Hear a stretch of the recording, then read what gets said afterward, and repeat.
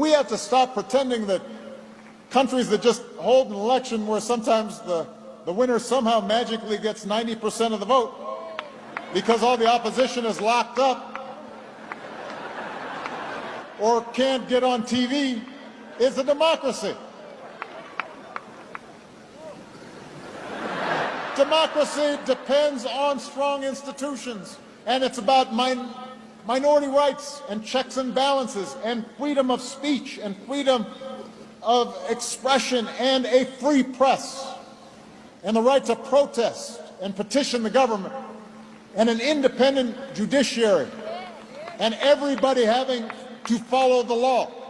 Most of us know that there are demonstrations and protests going on in Tanzania. But most of us have also not come across the videos of what is happening in Tanzania.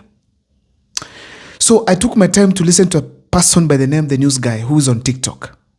This gentleman, he has positioned himself in such a way that the people of Tanzania can send him clips on what is happening at the ground in Tanzania. So he has put a WhatsApp link there, which I clicked and managed to join that WhatsApp group. When I took my time to go through the videos that are there, I'm telling you, ladies and gentlemen, Africans, what is wrong with us? What is wrong with us Africans? Which country in Europe where citizens can watch other citizens being killed and they don't ask anything? And then you have a section of other Africans who are celebrating such leaders.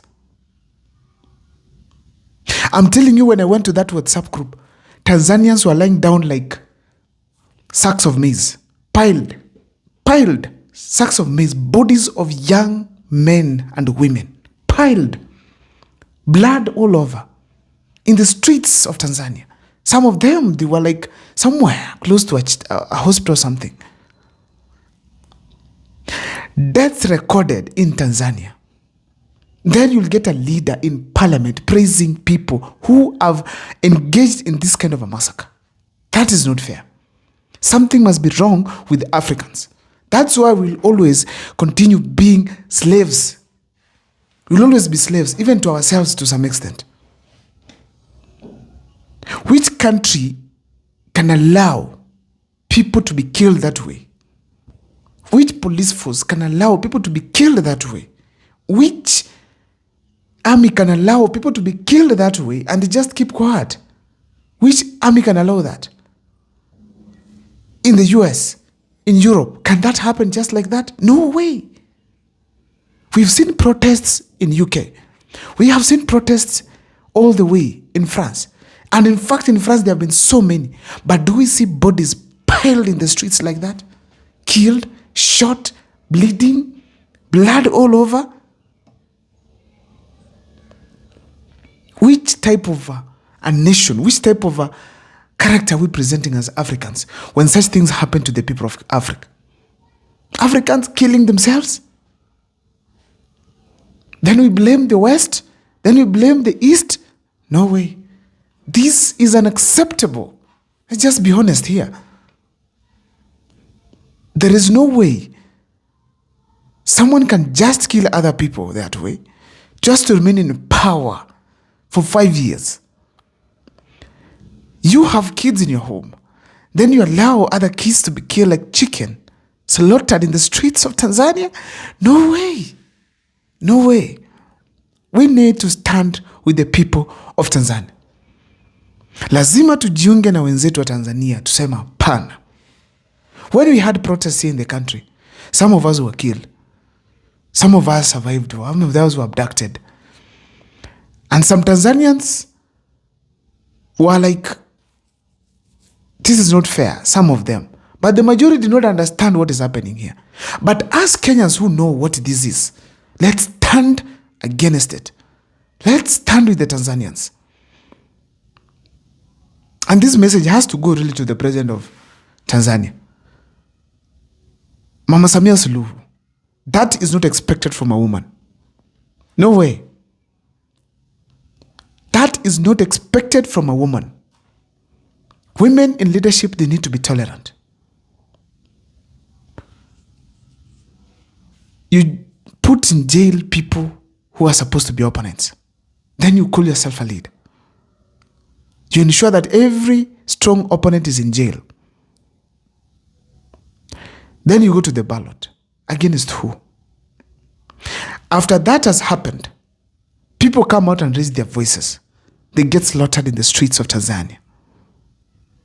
That is not fair. As a president, more especially a mother, you should not allow bloodshed in your country. You should not allow bloodshed. The anger in Tanzanians is as a result of the actions of the leaders. Very clear. Let us all admit that.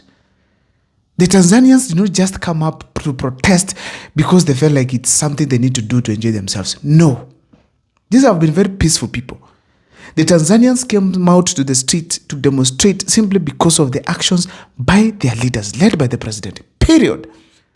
Threats here and there. I'm getting even abductions are there probably. That is not the Africa we want. But now, East Africa. East Africa. East Africa. We have very wrong leaders. We are at a better position to be the best in Africa as East Africa. But we have the wrong leaders in power across all the countries in East Africa. There's no better evil there. All of them are not good leaders. In Uganda, one does not want to become a retired president. In Kenya, there's no raising your voice. Laws will be passed, abductions will come, extrajudicial killings will emerge. In Rwanda, I hear you cannot just say anything, cannot oppose Kagame. If you go to places like Burundi, it's chaotic. What is happening with East Africa? What is happening to Africans? Why don't we be... People get killed and then a president goes and sits in an office, comfortable, that I'm a president of this country, regardless of the killings that have occurred. How do you feel when you are in office and the people in the streets have died because of you? How do you feel, honestly speaking? May the power of the Lord in heaven reign in Tanzania. Silence everybody who has just gone against the human rights. Comfort those who have lost their loved ones. Protect those who are alive, championing for the interest of the people of Tanzania. Retain the dignity of the people of Tanzania. That is very important. May God, Lord in heaven, hear this cry this morning. I cannot really imagine I'm going to the WhatsApp group and I'm seeing bodies of our fellow youths in Tanzania lying down in the street in a pool of blood. No way. No way. Then let's all die and leave only the leaders to survive so that these leaders can be in charge of the entire country. Let the Africans in Kenya to all die so that we can leave the leaders alone. Let those of Tanzania die. Then we leave the leaders alone so that we know nobody is suffering with their leadership. Because when they raise their voices, either way we will die. So that they are left to be in charge of these countries and enjoy themselves. So that tuachie tu nchi, ikuwe ni nchi yao. Yes. So that they can be presidents forever. If we are alive, it's expected of us to raise contrary voices. It's expected of us to ask questions. But when we ask questions and then people die this way, then let us all die and leave them these countries. Wakae nazo. Uganda sisi wote Mungu atumalize. Wabaki na Uganda. Museveni wabaki na country. In Kenya tuachie Ruto. In Rwanda kila mtu achie Kagame. So that they can be in charge of whatever they want. Because we cannot just watch Kenyans, Tanzanians, people lying in the streets in the pool of blood simply because of asking pertinent questions to the leaders and to the presidents who are in power. The bloodshed that we are now seeing in Tanzania someone will pay for it. The God in heaven, Allah, is watching. Someone will pay for it.